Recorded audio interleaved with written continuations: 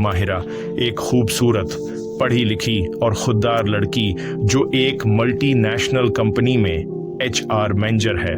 जैन एक स्मार्ट, बावकार और कामयाब बिजनेस कंसल्टेंट जो अक्सर माहिरा के ऑफिस विजिट करता है।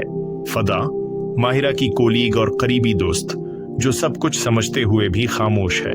कहानी शुरू होती है एक प्रोफेशनल मुलाकात से। माहिरा ने जब पहली बार जैन को कंपनी के कॉन्फ्रेंस रूम में देखा तो उसकी शख्सियत ने फौरन मुतवज्जा किया।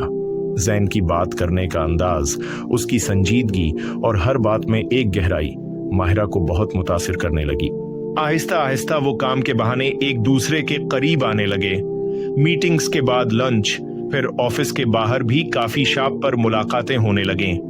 दोनों का रिश्ता एक खामोश फहम से आगे बढ़ रहा था।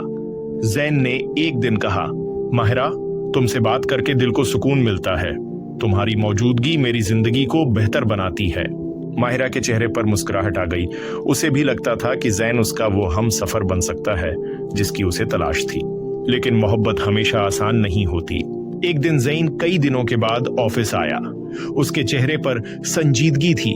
उसने माहिरा को कहा, मुझे तुमसे जरूरी बात करनी है। माहिरा को लगा कि शायद वो अब अपने जज्बात का खुलकर इजहार करेगा, लेकिन हकीकत बिल्कुल मुख्तलिफ निकली।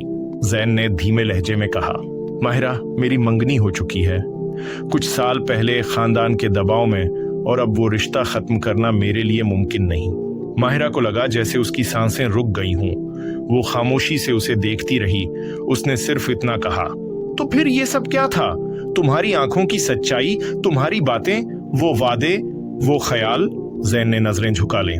मैंने कभी धोखा नहीं दिया माहिरा, लेकिन शायद खुद से सच बोलना भूल गया।